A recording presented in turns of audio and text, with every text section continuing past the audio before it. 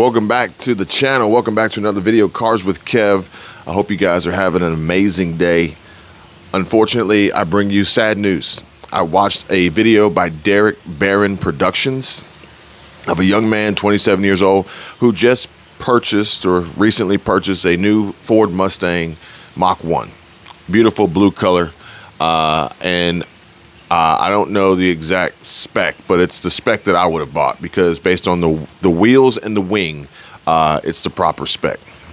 But ultimately, at the end of the day, he suffered great misfortune as an unruly neighbor threw an egg, launched an egg at the car sitting parked on the street, damaging the paint on the hood and front driver's side fender.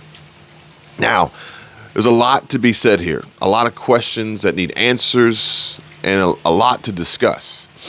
Some people may begin with, well, that's what you get for buying a $60,000 car, which I don't agree with that. That is not my stance. I don't take that stance, and odds are you probably don't either if you're watching this channel. But at the end of the day, you have to realize the situation, and we've all been there, or at least have seen it happen, or know someone who's been in that situation where other people take their anger and frustration out on you or someone else, that ultimately causes some form of financial hardship, a cost, damage that needs to be repaired, replaced. What do you do?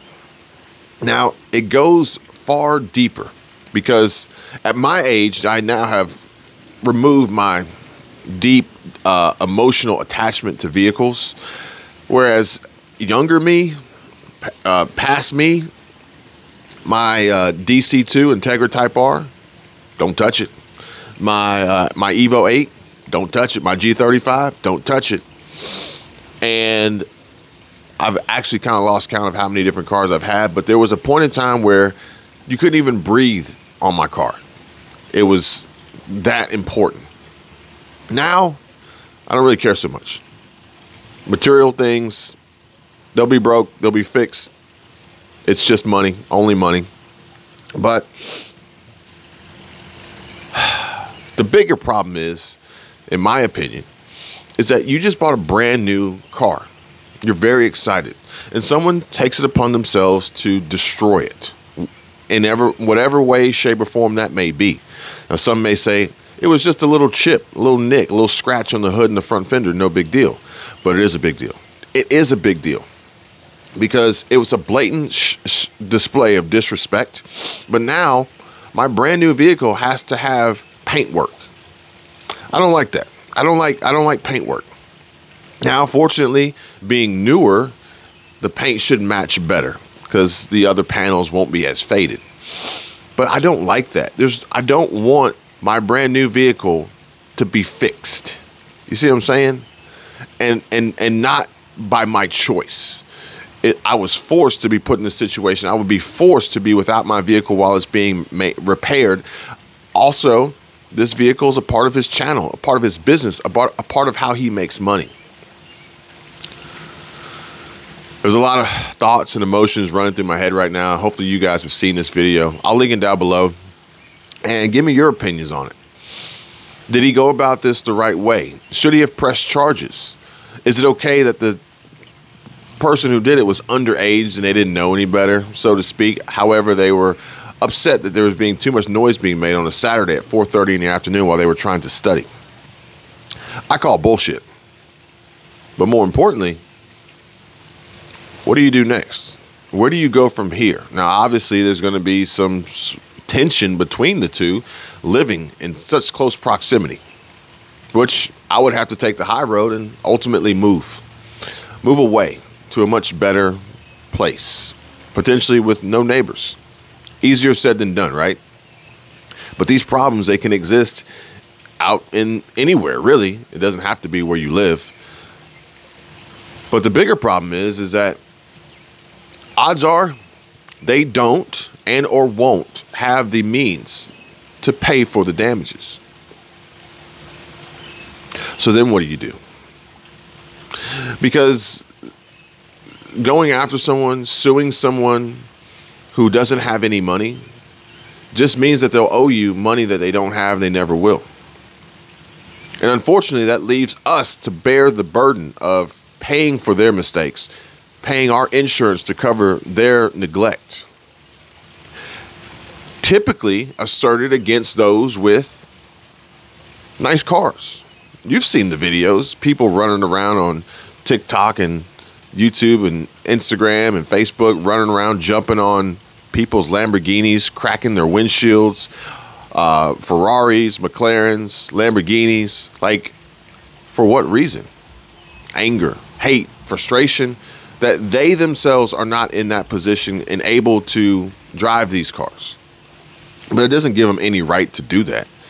It doesn't, you know, like literally, I've had this conversation before where I drive a Porsche as a daily driver, okay? And people will have their opinions and thoughts of me, which they did. They did, actually, when I drove a Mercedes. I drove a Mercedes W221 or 222, I can't remember, S550. It was a 2015. I bought the car for about 30 grand. It was a steal. Uber luxury, in my opinion. And people would judge me in 2021, 2022, judge me on the vehicle that I was driving. I'm like, I didn't pay 100 grand for this car. It may look new, but it's not. Like, calm down.